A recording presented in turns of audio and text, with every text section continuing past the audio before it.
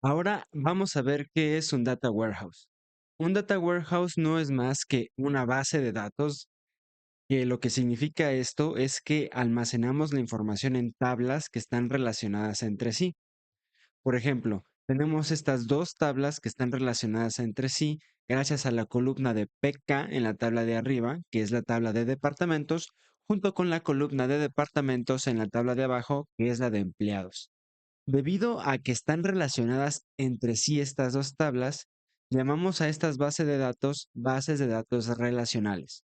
Si viéramos una base de datos relacional más completa, veríamos algo similar a esta imagen de aquí, donde tenemos una gran cantidad de tablas y todas ellas están relacionadas entre sí. Las características de una base de datos relacional son las siguientes. Uno, tiene tablas. La manera de organizar la información es en tablas. Toda la información será almacenada en tablas que tienen filas y columnas. Cada tabla es la representación de una entidad.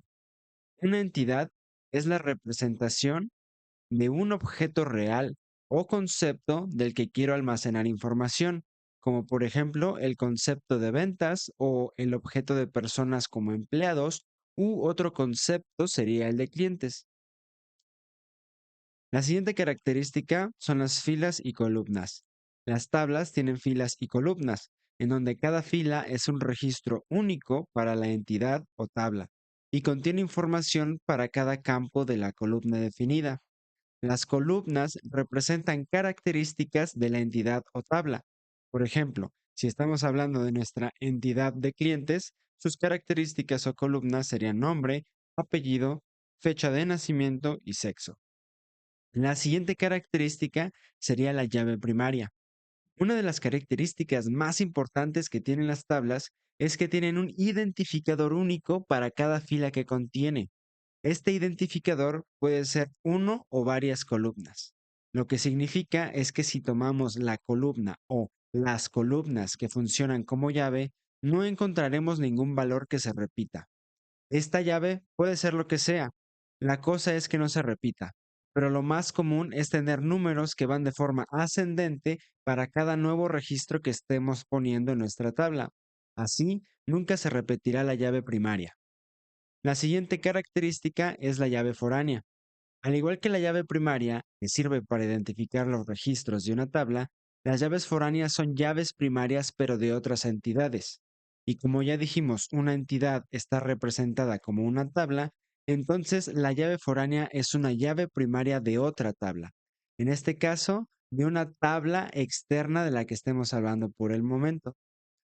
Por ejemplo, en nuestra tabla de empleados tenemos una llave foránea en la última columna llamada departamento.